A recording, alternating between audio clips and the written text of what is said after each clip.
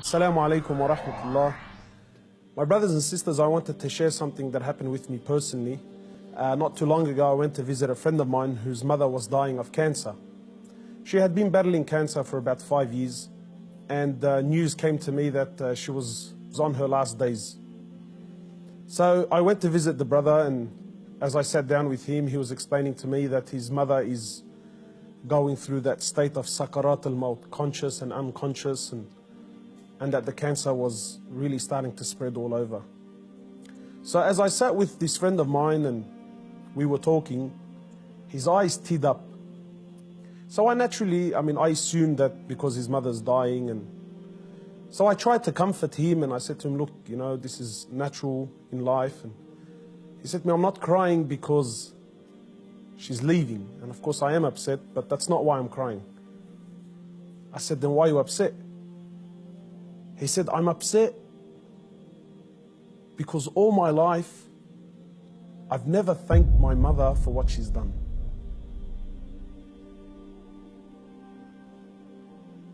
And honestly, I can't explain what happened to me when he said these words, He said, all my life, I've never once in my life said thank you to my mum.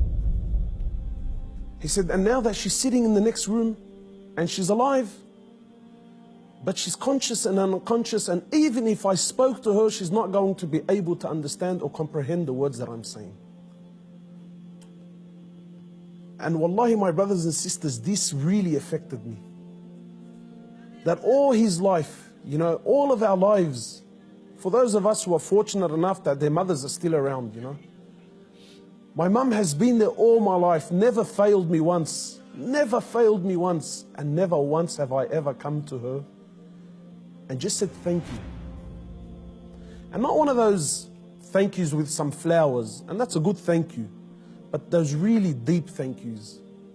That thank you that if she left me now, I've told her and I've thanked her from the depths of my heart.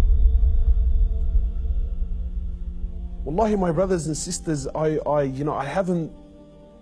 haven't been able to forget this. That when was the last time you thanked your mother? When was the last time you showed your mother genuine appreciation for everything that she's ever done? Or are we going to be like those, or are we going to be of those who, when our mothers leave us permanently, then we will sit back and remember and start to regret that I didn't take advantage of the opportunity when I had it. My brothers, in many places around the world, they celebrate this thing called Mother's Day.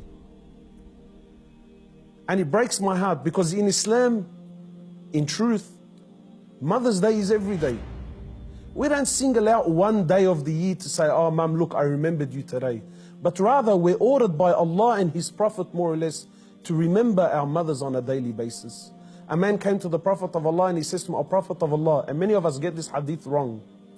He says, O Prophet of Allah, who is most deserving of my kind treatment? He says to him, your mother. He says, then whom? He said to him, your mother. He said to him, then whom? He said to him, your mother. He said, then whom? He said, then your father. Many of us, we interpret this to be love, that my mother is most deserving of my love. No, the person that is most deserving of your kind treatment, of your money, of your health, of everything that you possess, the person that is most deserving of this more than anyone, above all, is your mother, then your mother, then your mother, and then your father. My brothers and sisters, in short, many of us, we still have our mothers. Wallahi, do not be of the losers who wait until our mothers leave us permanently, only then to wish and to regret and say, I wish I can go back and thank my mother. If your mother is still around, run. By Allah, run to her and thank her for everything that she's done. We ask Allah subhanahu wa ta'ala to make us of those who have the best relationship with their mothers, and we ask Allah subhanahu wa ta'ala to give them Jannah.